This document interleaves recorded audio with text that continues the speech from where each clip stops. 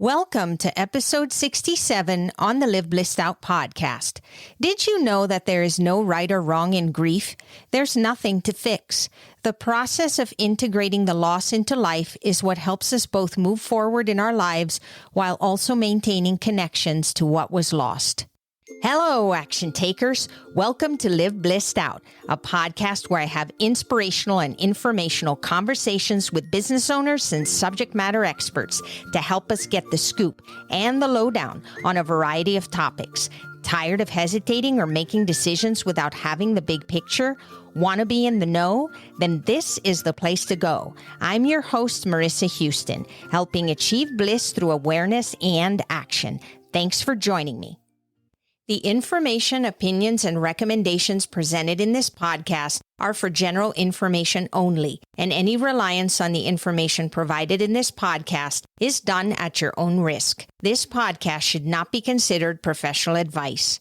Joining me is Allison Gary, a licensed grief therapist serving individual clients in the state of Colorado. With her own personal grief history, she's dedicated to supporting individuals so that their grief can be shared, explored, and experienced in a safe place. She recognizes that while grief is a universal human experience, it is also a very unique experience to each individual, and often there is isolation and a lack of support felt during the grief process. She has a private practice, ACG Counseling Services, operating within a group practice in Denver. Additionally, she assists the program HeartLight Center, a group for grief support and education located in Aurora. To learn more, visit ACG Counseling Services LLC.com.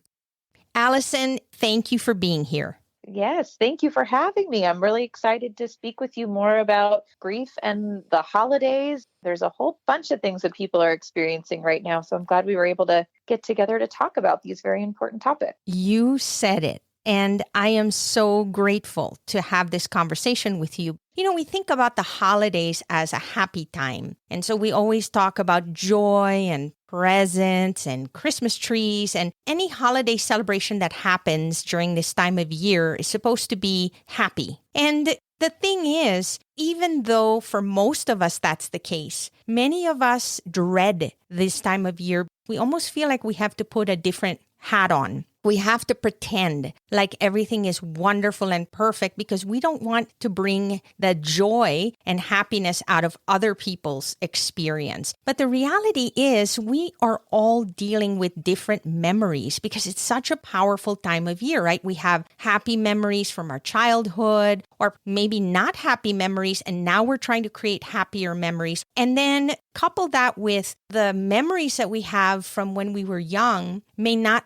be duplicated now as adults. So it's either we're trying to recreate them or we're trying to forget them. And then you add a layer of, okay, maybe there's certain family members that you can't celebrate with anymore, or maybe there's a terrible memory that took place during that time in your life. And it's hard because we struggle with these mixed emotions. You know, we're supposed to be happy, but in reality, there are some kind of skeletons in our closet that we can't seem to deal with. So I wanted to ask you first, what is your definition of grief? When we say grief, what do we mean by that? Yeah, that's a great question and kind of a really big one. You know, typically how I define grief is that it's a natural response to loss. It's something that ultimately everyone will experience grief at some point in their lives. And it kind of comes in a couple of ways because there's grief that happens internally, more on like a physiological, it's the response to any loss. Mourning is more of kind of the outward expression of that grief. So sometimes we're grieving internally, but not showing it outwardly. So we might not even be aware that we're grieving, but it is something that we will experience whenever there is a loss in our lives. But how we mourn or how we grieve typically is impacted by other elements like within the relationship to what was lost or who had died. So there's different responses that then come out depending on those relationships. It can be experienced in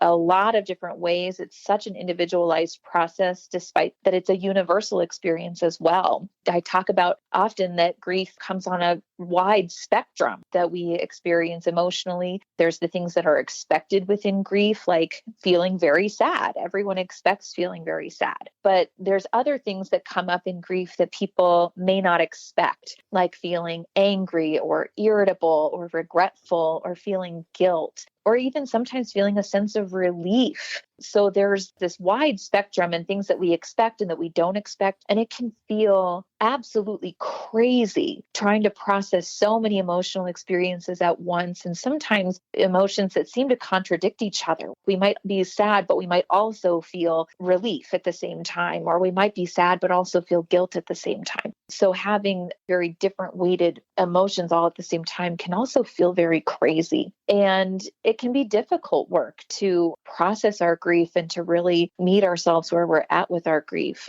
So that's kind of where I would start with the definition of grief. So, Allison, does it also surface sporadically? So, for example, you could be typing on your computer and it's the holidays and you're supposed to be drinking your hot chocolate and listening to Christmas carols. And then all of a sudden, something happens and an emotion triggers, and then you really feel upset or a little bit nostalgic maybe about certain things. Can that also kind of be part of that grieving process? Yeah, absolutely. It's very typical in grief to experience what I call, and what others in the profession call, grief bursts, that it's this really sudden burst of emotion that comes out and that sometimes catches us off guard. You could be just walking through the grocer and see someone who reminds you because they're wearing a sweater that looks like something that your mother used to wear. And suddenly, because you saw someone in a sweater in the grocer, you're moved to tears. It can be very surprising. And so that grief burst, while it feels very surprising and makes us feel maybe very uncomfortable, it is typical in grief. And so I support that as being a, quote, normal,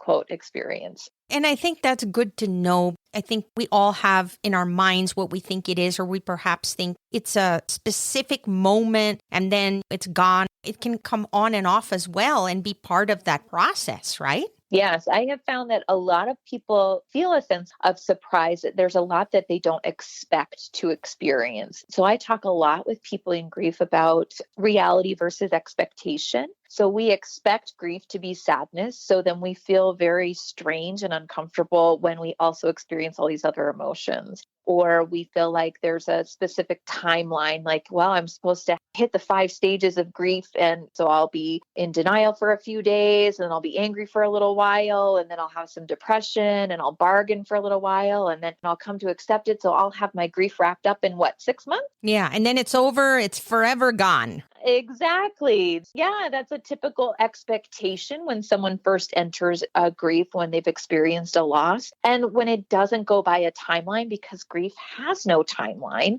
people get very surprised by that as well. And so I do think that people often experience what is typical or normal in a grief experience, and it feels uncomfortable. And we don't know, like, is this okay? Is something wrong with me? Am I broken? And the truth is, no, you're not. You're grieving. And so I spend a lot of time with individuals talking about how what they're experiencing is actually valid and typical. Does it ever get better? So, for example, let's say that you lose a very important person in your life during the holiday season. And so when the holiday season comes, it's something you can't forget. There's like a hole in your heart somehow. Does that hole ever close, or does it just heal a little and just doesn't feel as bad as it used to? So the thing about grief is that there is no fixing it. The only real fix to grief is to have had that loss be undone, to have that person who died come back. That's really the only true fix for it. But the thing about grief as well is that it changes over time. So when people say time heals all wounds, it's not a matter of that it's magically going to go away, because that person or that thing is still gone from your physical life, but life still moves forward. And so what we work on is, how do we integrate that loss into life moving forward, so that we're honoring ourselves, honoring that loved one, honoring that relationship, honoring what was lost. And so it does change shape over time. I have worked with people who even 20, 30 years past a loss will still grieve, will still mourn, will still experience that absence because that absence is still there. It just has changed shape over time. So that's the other thing too, I think that comes up a lot is people want to put their grief behind them because it feels awful and uncomfortable, but also grief can be looked at as a continued connection with that special person in our life. That's a great way to think of it. I never even thought of it that way. Yeah, but it does change shape over time. And certainly sometimes the holidays remain really hard for a long time. If you have a special tradition or a memory or something that is now forever changed because that person's absence is palpable during the holiday season, it then becomes how can we have that grief also be a companion during this time? And how do we want to shift our experiences during the holidays so that we're continuing to honor that relationship and help them to be part of this time of year in a new way? That's a lot of what I talk about when it comes to this grief and the holidays.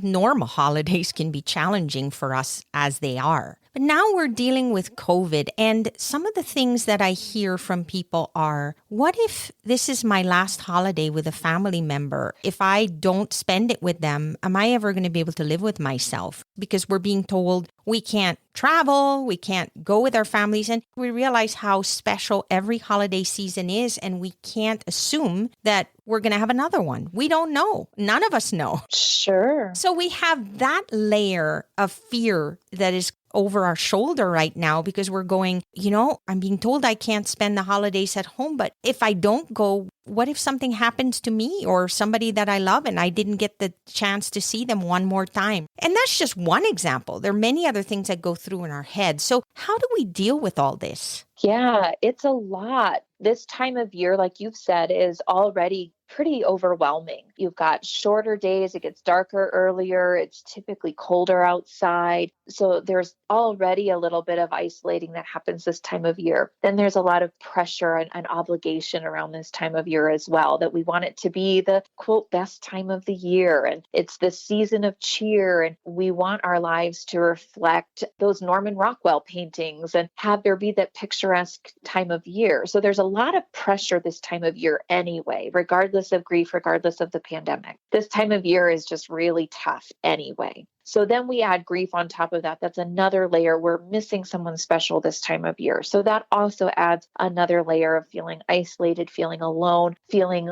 like, how can we celebrate without our person? And why doesn't anyone else see how awful this time of year is? Or when will I feel normal again? We're confronted with a lot of grief-related pressure for this time of year as well. And Allison, we don't even want to talk about it because we don't want to bring other people down, or people will call us Scrooge or Grinch or whatever. And we don't want to be that person, right? So we bottle it up. Yeah, because ultimately, when we're grieving, we want to talk about our loss, but we also don't want to be a downer for others, especially this time of year. We don't want to add to other people's plates. We try to be very respectful with not off-putting other people with our grief. And that also is another area that we can talk more about when it comes to not wanting to put upon others when it comes to our grief, but we still need support. So that's something that also really resonates with people as far as grief and this time of year, that you don't want to be a downer. And then we also add the pandemic onto this year, and how we normally would cope has to look different because we're told to stay home, we're told to isolate, we're told to quarantine, we're told to wear masks. There's so much that we have to do for health and safety,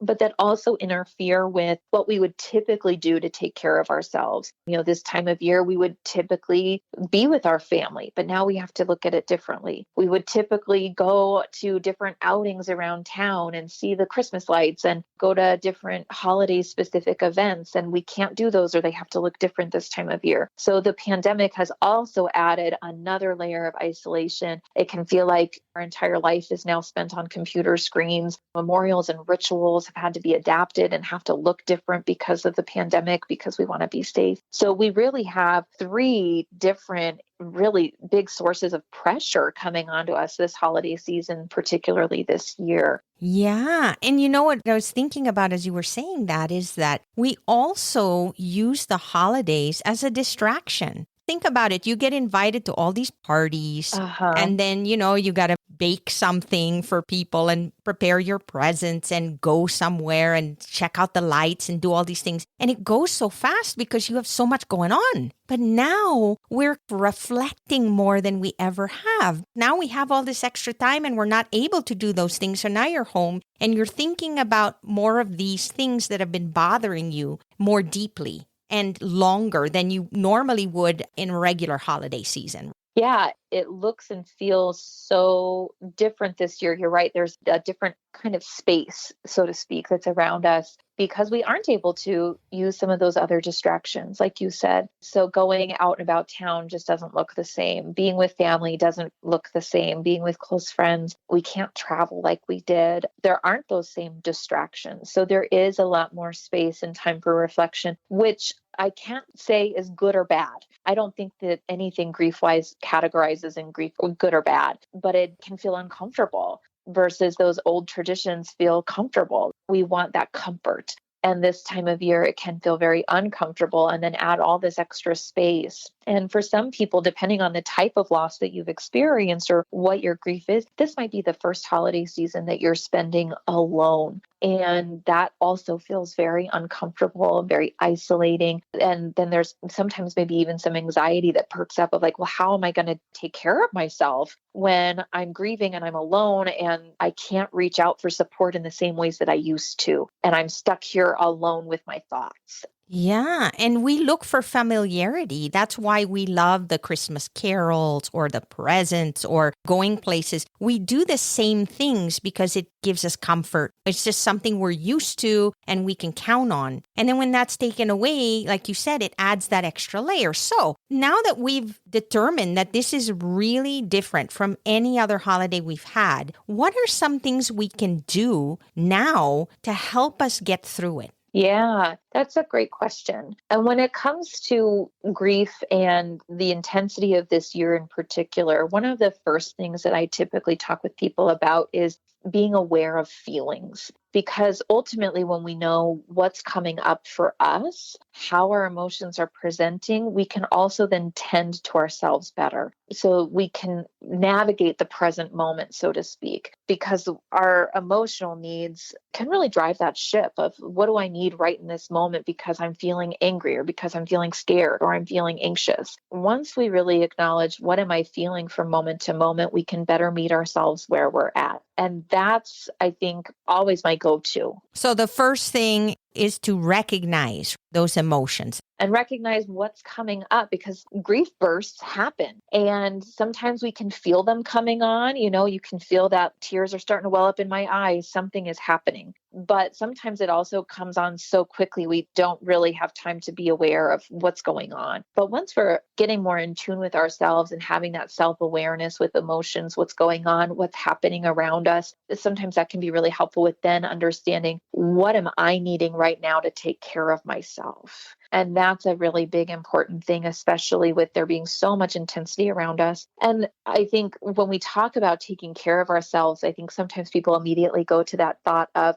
self-care means spa treatments and massages and all of those really fun things. But that's not all that self-care is either. And so coming back to what do I need right now and being gentle with ourselves, you don't have to love this time of year. The holidays throw us off of our routines, and routines are where we feel comfortable and safe. So we are dealing with our routines are off. It's the holiday season. The pandemic is a struggle. What do we need right now? Sometimes that's a big, ambitious thing. Sometimes we got to tackle a big to-do item or we've got big goals. And sometimes it's really baseline. Sometimes we need to be as slow and steady of, okay, I need to get myself up and go brush my teeth. Sometimes it's really just finding those small, doable tasks to meet yourself where you're at because that's all you can do in that moment. Sometimes grief is so overwhelming and the pandemic is so overwhelming and this time of year is so overwhelming. And so it's sometimes pairing it back to the self-care of right now I need to get some water. I haven't drank any water yet today. and going and getting yourself some water. So it's those little ways that when we're identifying, I'm aware of my feelings, I'm aware of where I'm at, what's something doable right now that I can do for myself to take care. And it varies for all of us. Some of us may say, well, I just need to listen to happy 80s music or take a drive around the neighborhood, or maybe I'm going to bake my favorite cake today because that'll cause a distraction. Right. So anything that gives you warmth, that makes you happy, that addresses that grief that you're dealing with, anything you know works for you. Yeah, I would be cautious when it comes to the make yourself happy, because the thing is, it's really hard to hold our standard to that. Happiness is something that I think we all strive for. We want happiness day to day, but when we're grieving, happiness sometimes feels completely unattainable. And sometimes people do feel happy. This is a time of year where happiness and joy can surface. And sometimes we are also happy in our grief. It comes back to, again, that meeting ourselves where we're at, but also being cautious of not holding ourselves to the standard of what we think we should be. And that feeling like, well, I should be dancing around, I should be happy, or, oh, I'm sad, that's bad, I need to go bake a cake to be happy. That's not the goal here. The goal is really acknowledging, you know what, I feel sad. Being sad is not good or bad, it just is. And it's okay to be sad. Just as it's okay to be happy, it's okay to be mad. It's okay to just be. I think we spend a lot of time trying to define things as good or bad because that's from a societal place. What we've been taught to do and trained to do is things are good or bad. They get put in those categories. Yeah, and I think grief falls in there because I don't think we ever walk up to anybody and say, are you happy to be feeling grief? I mean, it's just one of those things where you think that's not a good place to be. And yet, as you said, it's natural. It's something we all have to go through. We all experience it. And you kind of have to not shove it under a rug. Exactly. It's important to process our grief because if we suppress it or try to contain it, that's when other issues can arise as well. It's not uncommon for there actually to be somatic symptoms experienced as well. So if we try to suppress all those emotions and nope, I'm not supposed to be grieving anymore, I can't be sad, this is over, this happened. Sometimes we then experience other issues, like there can be physical ailments that come about with that because then we're putting some different stress on the body. So to have tummy aches, to have nausea and vomiting, to have fevers come out, to have blood pressure issues, it's not uncommon actually to see other somatic symptoms come about because we're trying to really control emotionally what's going on for our grief. And instead, what we find is as we process that, meeting ourselves where we're at and not defining things as good or bad, it can be relieving as well. Like, oh, it's okay for me to be angry. Just because angry is a more uncomfortable emotion doesn't mean it's bad. I think sometimes we get into a habit of if it's not happy, it's bad. Happiness is like the only good. That's where we're supposed to be. And so anything that falls short of happiness is a problem. And in grief, it's like, actually, we need to be acknowledging all of our different emotions that come up. And some days we're going to be able to make that cake and dance around to 80s music. And some days we're going to really struggle to get up out of bed. And neither one is good or bad. It just is. Yes, it's all personal. Each individual deals with it differently. Yes. And even what I also have found, if a family is all grieving one person, they're all going to grieve differently. And I've had some people where it's like, well, my sister's not grieving right. It's like, well, there's a right way.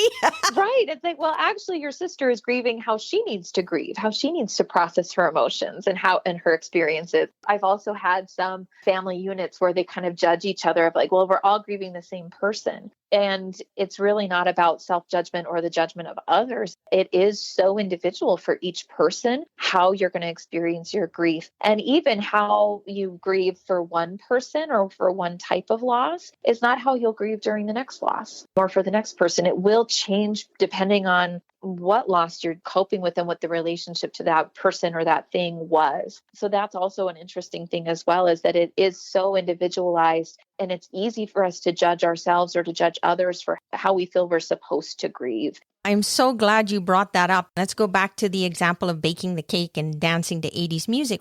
Somebody might say, well, you're not really grieving. Like, how could you really be that upset if you're dancing around and baking? But see, that's your way of coping with it. So you are grieving, but you're doing something that's going to help you, but may not apply to somebody else. And so, remember the old days when you had to wear black when somebody passed away, and if you didn't, then you were disrespecting them. So it's kind of that same approach. Like, people judge you and say, well, you're not grieving enough. Yep, you're not grieving enough. You're not grieving right. There's a lot of judgment that comes up from others that if you're not presenting in an appropriate way, quote unquote, that you're going to be judged for it or that you should feel bad, like you're not grieving right. And so that's another thing too that I do a lot of validation around is it's unfortunate that we put that kind of pressure on ourselves or others. And there's no right or wrong way to grieve. So that's a big myth that I would say needs to be cracked is that there's some right way that we're supposed to grieve because it's not. How you are grieving is correct for you. And where you're meeting yourself in that grief is what you need for yourself. And so that's, I think, another big thing that we see a lot.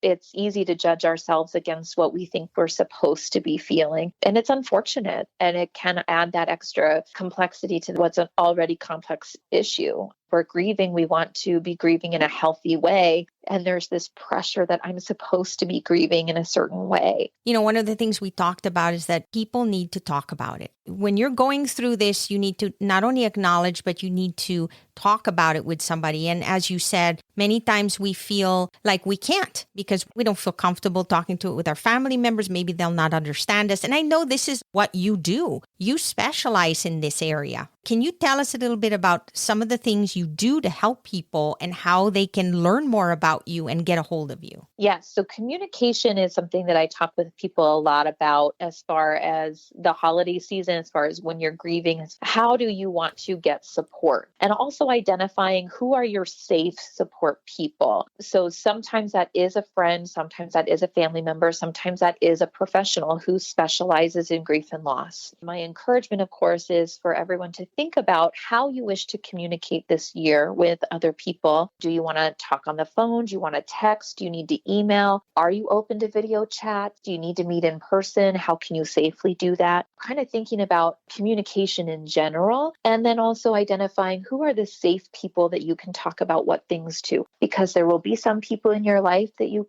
can't share your grief with in a safe way that feels comfortable, and that's okay. But there will be those people that you do really identify as, yep, you're a safe person who will honor my grief and be with me and just listen and won't have that judgment. And sometimes we look around and we say, gosh, I don't know who else to talk to. And that is also where a professional can come in handy. So as far as getting a hold of me or learning about my services, I direct people to my website a lot for learning more about me. That's ACG Counseling Services, LLC.com. I welcome people to give me a phone call or a text. I'm reachable at 720-619-1058. If a phone call or a text seems too overwhelming, but an email may be doable, I welcome people to email me as well. My email is Allison C. Gary, ALLISON,